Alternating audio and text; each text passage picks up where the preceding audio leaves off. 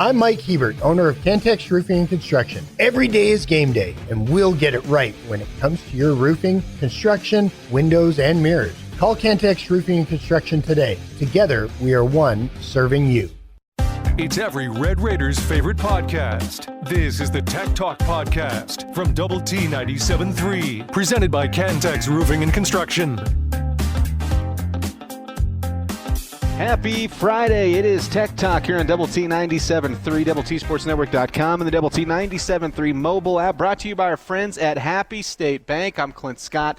He's Dr. Mike Gustafson. Jimmy Cook is here live and in person taking care of us. Kyler Brown back at home base in the First United Bank studio, keeping us on the airwaves. We're going till 6 o'clock today. The Red Raiders are at home this weekend, senior day, against the UCF Knights, and we are here live from the Overton. We're here every Friday when the Red Raiders are at home. And as it stands right now, I know what you were doing. I know what you're saying. Right now, this is technically the last one, but we'll see. It's the last regular season home game, Clint. Yeah. We're saying it like that, right? We will That's right. see. It'd be, maybe we can reconvene over here in mid-December, right?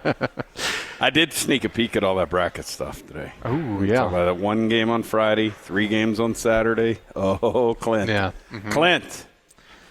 Man, I can't overlook UCF. I know. Can't overlook. And I'm not. I'm saying it before someone else does. And I'm not. But I'm ready to go. I've been dreaming of Arlington in a few weeks. I've been dreaming what that postseason will look like if you just take care of business. Yeah. And Gus, it does start with UCF, one of the almost final steps before you get to the really, really, really fun times.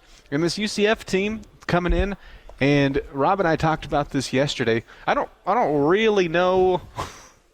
I've been so up and down, very inconsistent. I don't really know what you're going to get out of this UCF team, but the odds are on you, Gus. They're as the Hunger Games would say, in your favor.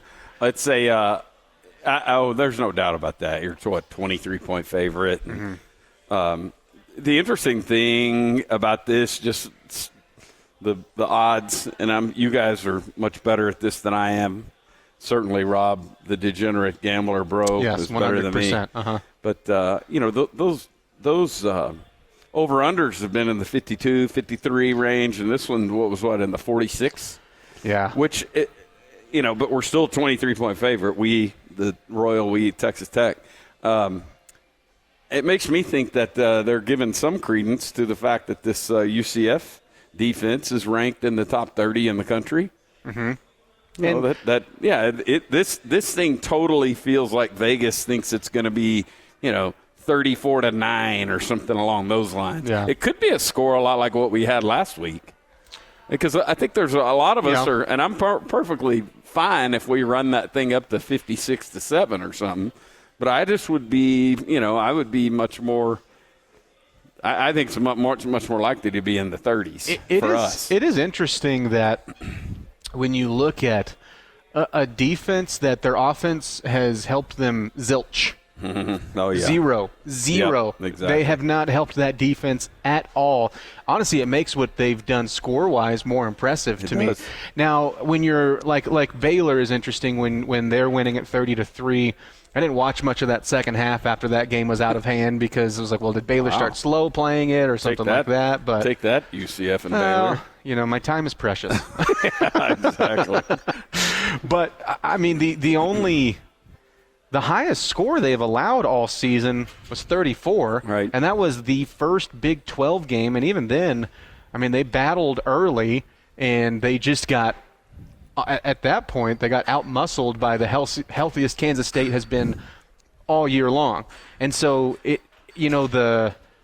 where their offense hasn't faced that many great defenses or even really good defenses in the Big 12, their defense has faced some pretty darn good offenses and has, kept them around. Yeah, hung around. And so it'll be interesting to watch that unit. It does look like they're which is the biggest piece to me for their defense. It does look like their edge rushers, both of them are going to go, and I'm going to say both of them because Malachi Lawrence is a legit dude.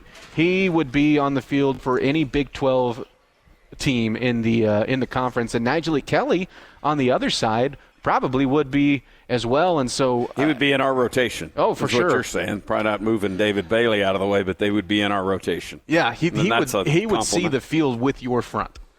Yeah, that's exactly it. I think that's the highlight of their team, or certainly their defensive side, is the 10 sacks and 17 tackles behind line of scrimmage. I can't remember what I wrote down there, but yeah, and one of them left the game early, but it sounds like he's going to play, and so we can expect our 2 tackles better be saddled in. Yeah, we do for Red Raider Recon, like, players to watch every single week, and I didn't choose them this week, but I was going back and forth like, hey, should I go Ponton and Sampson and just go a duo there? Because especially when you put in, Baron Morton, I don't know if you know this, he's not 100%. That's kind of it's the best kept secret in Lubbock, right? No, I'm joking. And so since they put his X-ray on the TV screen last week, right? Other than that, he's fine. Yeah. So we'll talk about it plenty today. You can give us your scores on the Yates Flooring Center chat line, your keys to the game, or just what you want to see this weekend.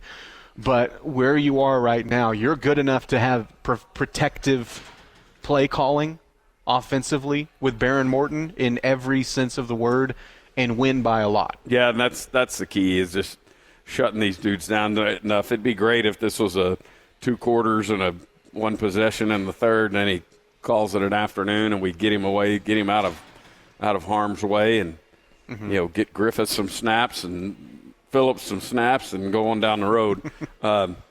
That would be the ideal scenario. You can't, certainly as competitors, they can't go into the thing thinking, oh, this is going to be easy. Sure we'll be over signing autographs in the third quarter, because that's exactly when you get it handed to you and you're in a fight. You're in every bit of a fight. But yeah, it's a fun weekend. I know we're diving straight into the game. It's a good weekend. Volleyball reunion, baseball reunion. Yeah. Already got to take part in some of that. It's where I was yesterday, Clint. I don't leave you for much. That's right. Well, you especially don't leave Twin Peaks appetizers. No, that's much. Right. That's exactly right. And don't. But it was they did their first ever letter jacket ceremony where the old guys present to the new letter winners. And so me and there were several of the, I don't know, they had a dozen or so, and there was way more letter winners to hand it off. But then a bunch of the baseball guys went golfing this morning, and then getting to tour the Womble over here, and then a social. Did you golf? On the north end? No, I did not. Okay. No, what does it look like with a bunch of baseball guys playing golf? That's a good question. There's probably some good and some bad. But you just got to meet Donald Harris. I know, that was awesome. You, Clint Scott, got to meet the Donald Harris.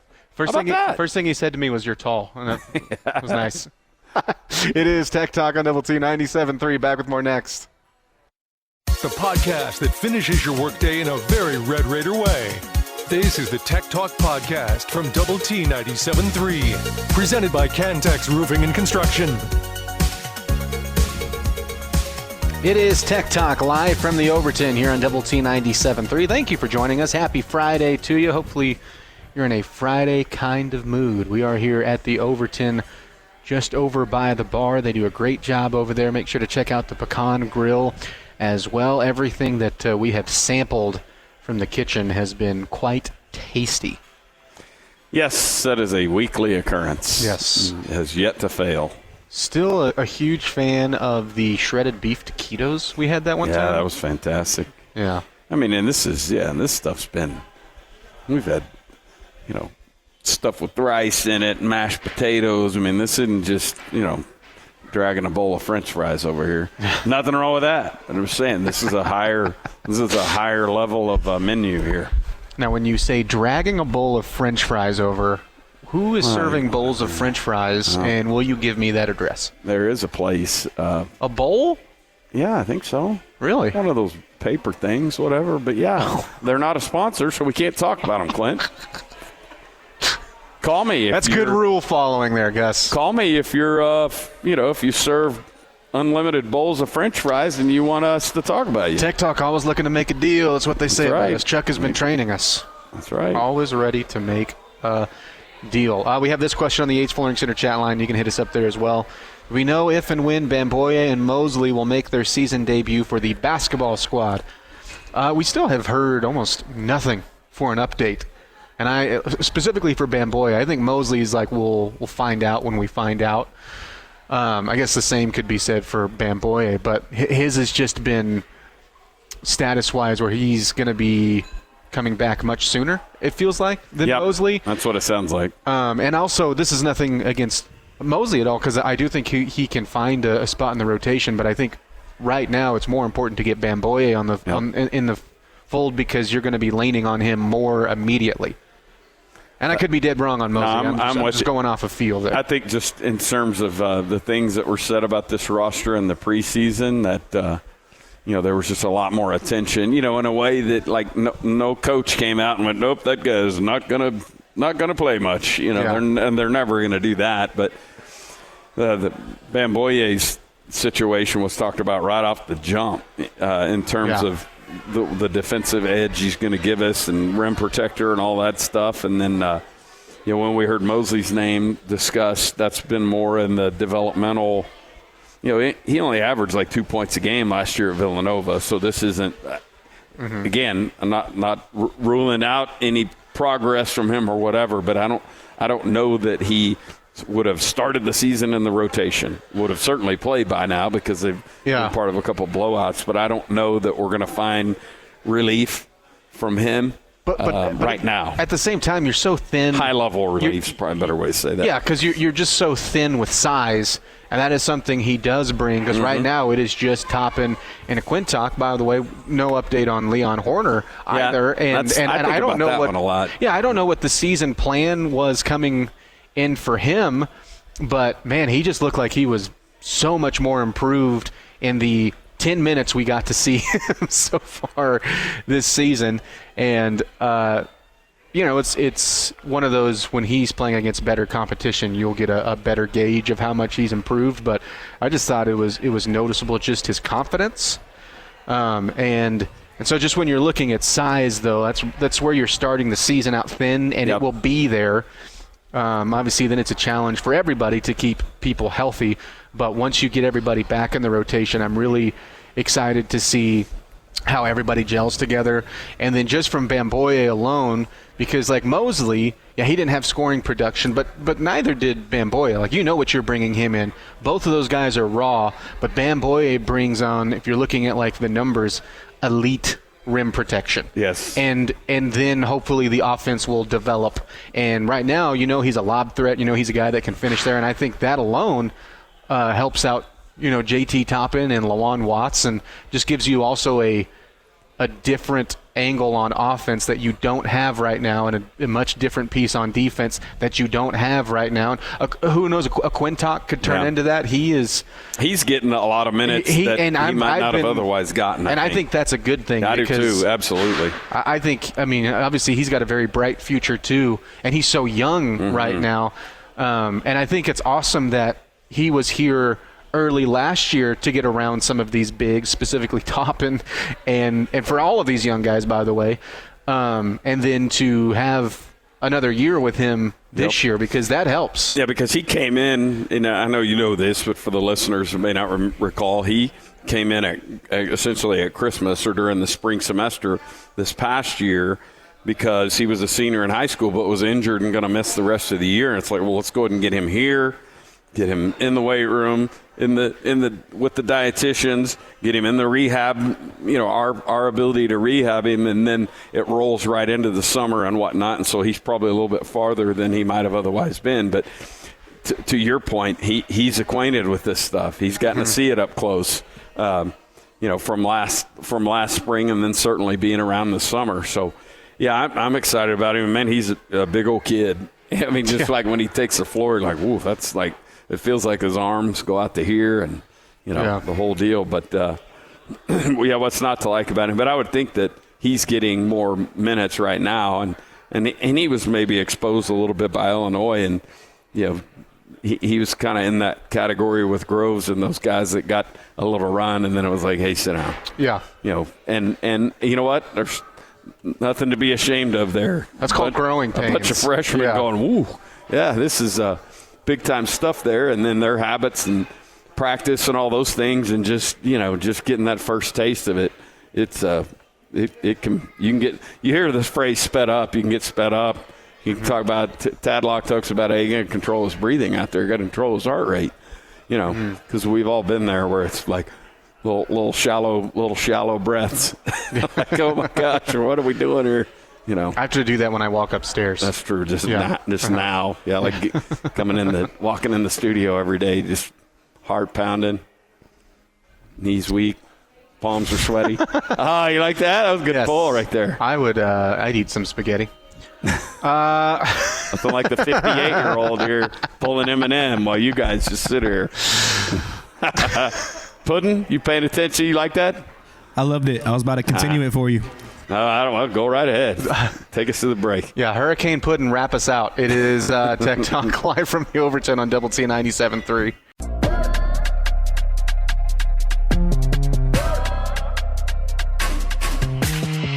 The podcast put together with Red Raider fans in mind. This is the Tech Talk Podcast from Double T 97.3. Presented by Cantex Roofing and Construction.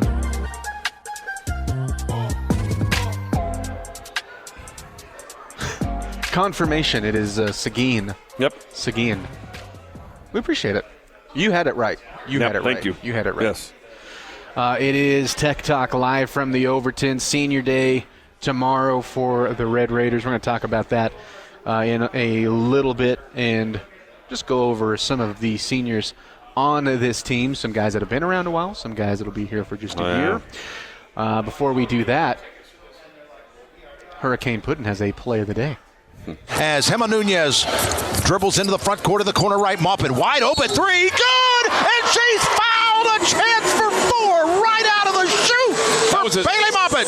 Nunez working, takes it down the lane line, kicks it out. Bristow three straight away. Yes, ma'am. 15, and it's 59-32. The Lady Raiders have gotten off to a hot 4-0 start, as yesterday they defeated the SMU Mustangs 91-60. That was highlighted by Bailey Maupin having 26 points, 4 for 7 from 3. Jalen Bristow also had 20 points and 10 rebounds. They also made an impact on the defensive side as well. Bristow had 2 steals and 3 blocks. Bailey Maupin had 1 steal and 2 blocks. What a game from both of those Lady Raiders. And I also have one more for you guys. Under centre now, Daniel Jones has Pittman going in motion, has Johnathan Taylor in the backfield, gives it to Taylor up the middle, gets the yardage needed for the first down, maybe a yard more. He's past the outside, they haven't brought him down, out to 30, 35, 40, 45, 50. Taylor could go all the way here. He's got 2 blockers. He's going to go all the way. 10, 5, touchdown, Colts! Johnathan Taylor, unbelievable. And with that, he breaks Edgerrin James, Indianapolis Colts rushing touchdown record. This man is special indeed, and he's carrying this team. If I had an MVP vote, not only would it go to Johnathan Taylor, but it would go to that call. Oh my goodness. I cannot help but smile the entire time. I love that call. I'll be honest, when it started, I was like, why are we doing a soccer call here?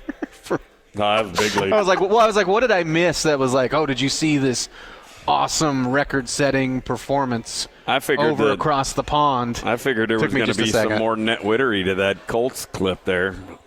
I wanted to include the Colts guy, but I was like, I'll give Gus a break. You're always welcome. He's had a break. We haven't played it in like 2 weeks, Kyler. That is fair. Yeah. These are our Colts. Dang. Hey, so there it is, Clint. They Puddin', there it is, right there. I'm spitting Eminem lyrics, and Clint's doing that. I mean, it tells you all you need to know, right? He got Super Bowl tickets out of that, which is amazing. Yeah, I know. He was in the house. What did you get for singing it, though? I helped him. You got Riz. I did my part. You got Riz and cred and all that kind of stuff. Right? Yeah. I didn't need it. I already had it. Oh, dang. I brought that with me, Gus. How dare you, Kyler? All right. All right. Hurricane pudding. It is senior day tomorrow, and Gus, the mix that you have of guys that have been here a little bit and then guys that you knew were coming in for a year. Yeah, who knows what happens with 5 and 5. Yep. Who knows. But you've had so many guys that have delivered in a way that I think, like, to the extent that we were expecting them to, that is just so difficult to find in the transfer portal for any sport.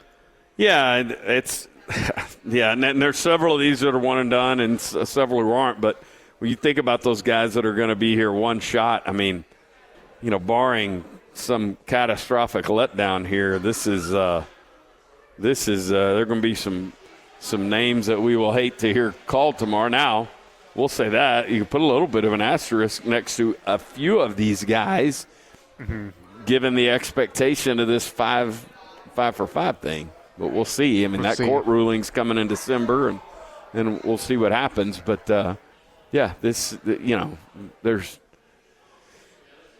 It also, I will say this is a reminder to fans. It's also the right time to get in your seats a little earlier than normal.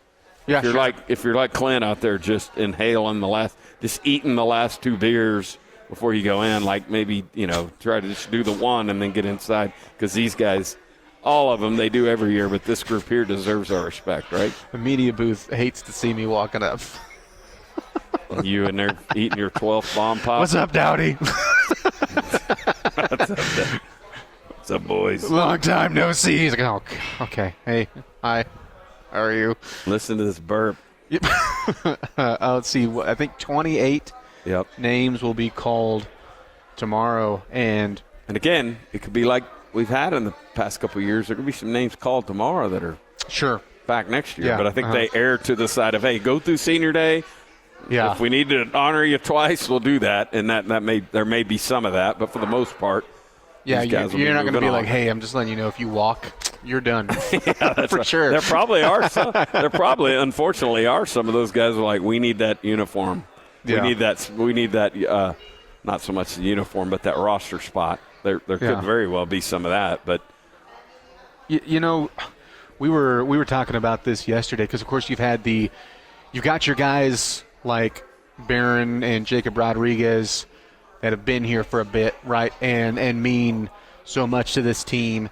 And then you have guys that have come in like David Bailey and Romello Height and Lee Hunter, and just instant impact, instant talent raisers, and huge pieces to what we're hoping is a Big 12 championship team.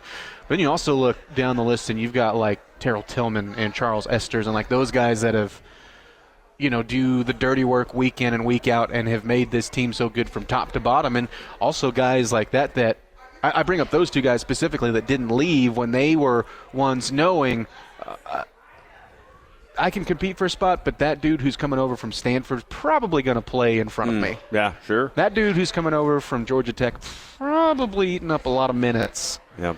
And so, I think this class, every class is, I'm sure a coach would say and fans would say, every class is special. This is a special senior class. Yeah, gosh, yes. And, and you think about some of the names in this class are guys that when they came here, the thought, not that you would never transfer, but the portal and all that stuff wasn't as active as it is now. Yeah. There's probably going to be less and less dudes getting to that 4th and 5th year, but one of the unfortunate things that happens in college sports these days is, you process some guys, and that's a nice way of saying, hey, hurry up and get across that stage, Gus, because you're done. Coach, I sure would love to hang around. Nah, we're good, man. And that's that doesn't happen with the David Baileys and the good players, but the guys that are at the bottom of the roster are like, no, we got to move on because we just signed a bunch, and we're going to hit the portal and do the deal. And it's going to be, you might have set an unrealistic expectation for what a portal class can be year in and year out. And part of it is because of how you're trying to build with incoming freshmen, and you're trying to build through developing talent. And I'm not saying, hey, they'll never hit the portal, No. But this was such an all-in season, and not everybody in this portal class clearly are on this list, thankfully, because you have extra years. Also doesn't mean that they'll stay. You can still go to the draft, but like a Bryce Pollock, something like that. Yeah. Even a guy that we never got to see, like Joyner, this Very year. True. I mean, those guys are NFL-ish too, because they can do the NFL thing, or they can come back for another year of eligibility. And I say that pre 5 for 5 if that happens. And we'll see. I can just foresee a time where if maybe you're coming off a bad game or something, that like 4 years, 5 years down the line, and someone is like, why didn't we find another David Bailey? Just go pluck one off the David Bailey tree, right? Just go pluck one off the NFL edge rusher tree. Yeah. Let's go. It is Tech Talk live from the Overton on Double T 97.3. We'll go back to the chat line when we come back. It's every Red Raiders' favorite podcast. This is the Tech Talk Podcast from Double T 97.3. Presented by Cantex Roofing and Construction. Is Tech Talk here on Double T 97.3, DoubleTSportsNetwork.com, and the Double T 97.3 mobile app, brought to you by Happy State Bank. Clint and Gus are here with you. Jimmy's here with us as well. That is Long Jim Silvers. Make sure to ring the bell if he does a good job. He is wearing his little paper Pirates hat. Looks good. Kyler Brown. Jimmy's not on camera, so he can't prove that right or wrong. Kyler Brown's back at home base taking care of us. Hit us up on the Yates Flooring Center chat line. If you do want to watch us, you can see us on Fox 34 News Now and on YouTube. Over on YouTube, still time to go watch the latest episode of Red Raider Recon.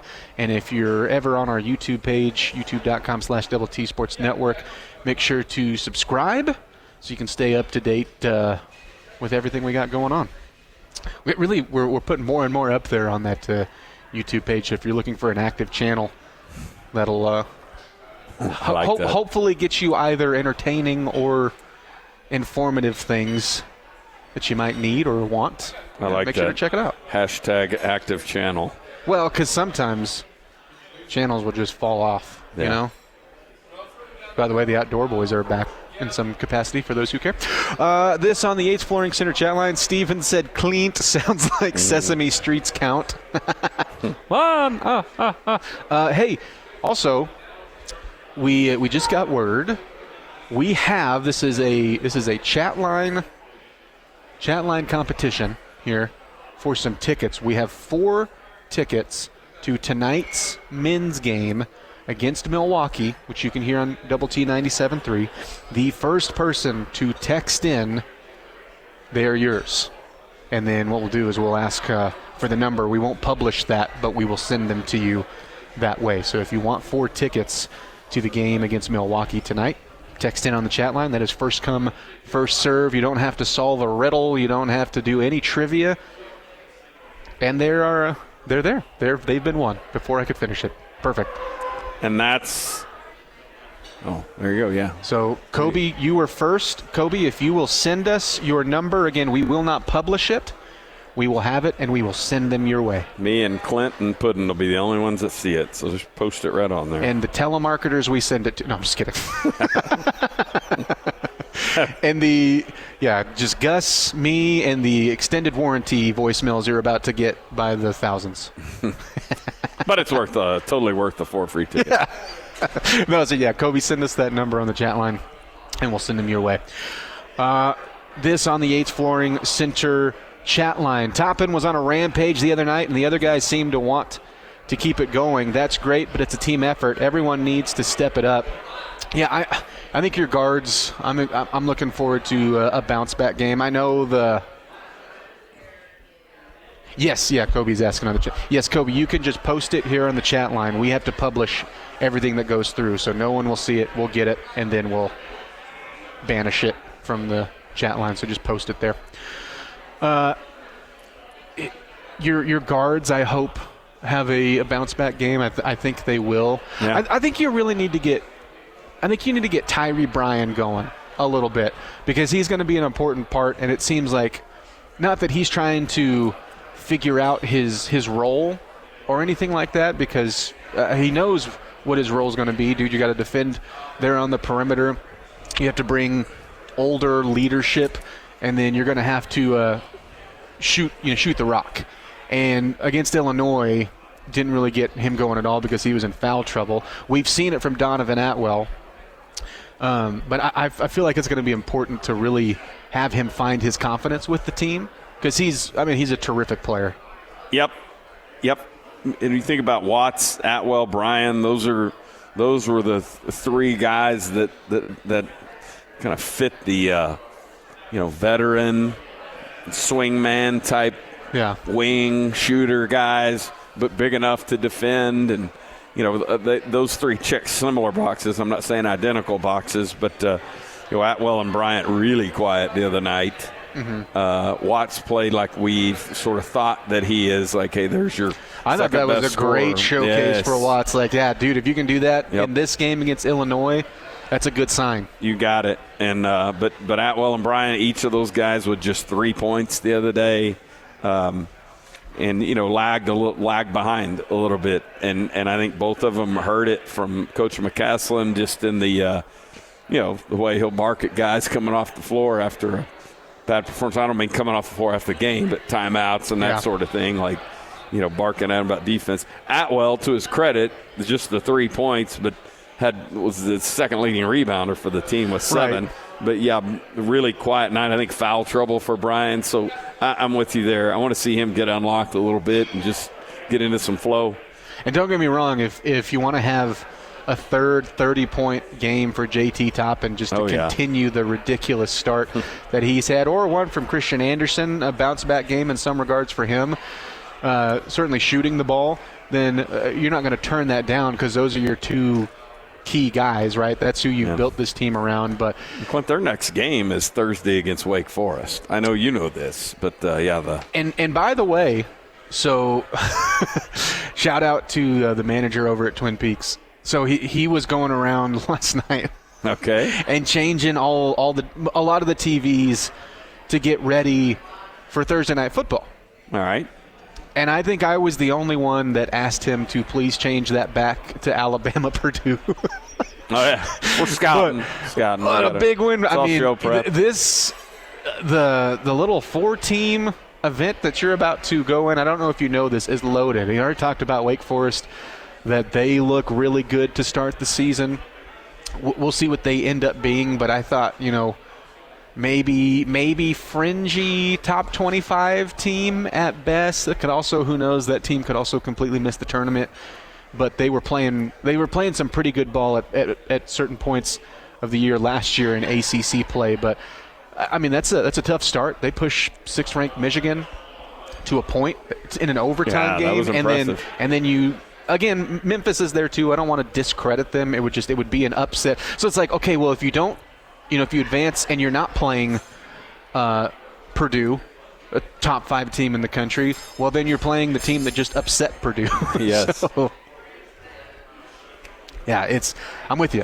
For those reasons are why I think against these opponents like Milwaukee, you need to get some of those guys in rhythm. I'm with you, brother. Razzle Dazzle said outdoor boys are this nation's backbone. Yeah. You're a subscriber to that channel, right? I go out and basically survive in Alaska or the bulk of the videos. Jamie watches a lot of that stuff. When he and I used to room together, I'd have it on the MLB network because I didn't have that at home, and then when I'd leave the room and come back, there's some backpacking through the Himalayas deal on there. Hopefully, in a different vein, you can learn as much from our channel as I've learned from the Outdoor Boys. It is Tech Talk live from the Overton. The podcast put together with Red Raider fans in mind. This is the Tech Talk Podcast from Double T 97.3, presented by Cantex Roofing and Construction. It's a well-known fact that I'm a Waffle House guy.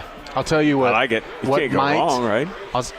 No, you can't. But I'll tell you what maybe outclasses Waffle House. Oh. That is the Pecan Grill over here. Oh, yeah, absolutely.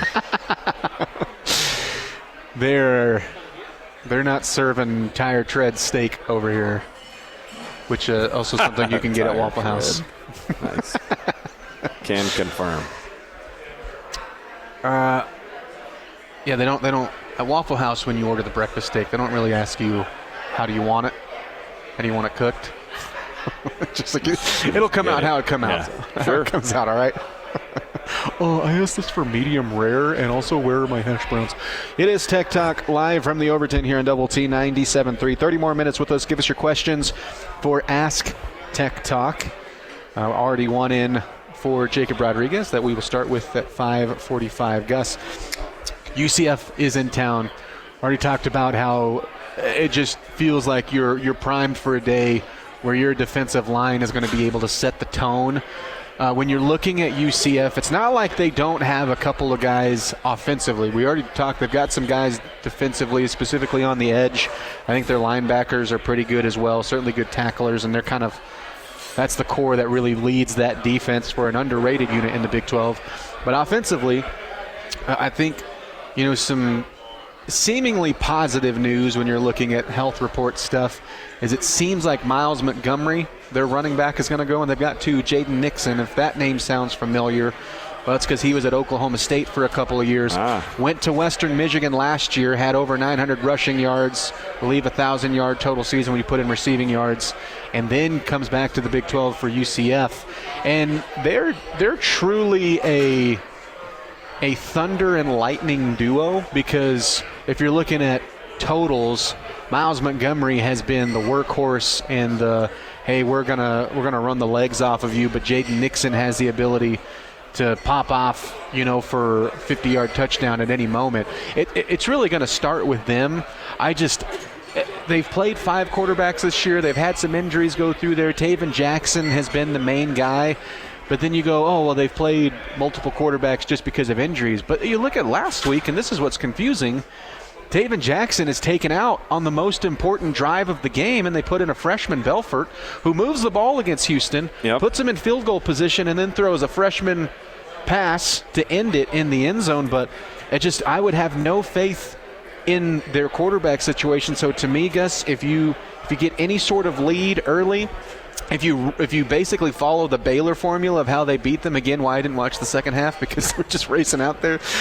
If you get a big lead and if you shut down the running backs like you have all year, I think it is going to be a nightmare day to be a night taking snaps. Yeah, if the good guys play like the top 5 rushing defense in the country, then it's going to be really difficult on this UCF club. It's going to be really difficult on them to drive the field. And really been able to say this across the entire season, and this involving teams with probably a little more explosiveness than this UCF club.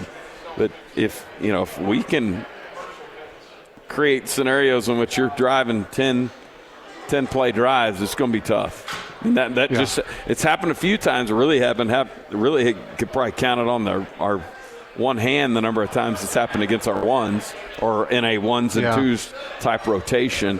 But it's just been remarkable given our recent history around here the last 25 years. It just, we haven't been this way, right? You know what's incredible is in every home game this season, Gus, you've had at least 3 quarters where you've shut them out. Oklahoma State, you had 4 quarters where you shut them out. And that's including some pretty talented offenses, and really the most impressive one is clearly BYU. Yeah, sure. But, again, just to go to, you can build up something in the offseason. If I told you, hey, by the way, everything you're dreaming of this defense, it's going to come true. It's going to be that way. You're going to be the least fun team in the conference to go up against if you're an opposing offense. And tomorrow I'm circling this back to protecting Barron. Yes. And he doesn't want to hear this, right? He don't mean the boot. He doesn't want to be like, hey, we're going to play call to protect you. We're going to lean on our defense to protect you. But you've played really well this year. You've led us here.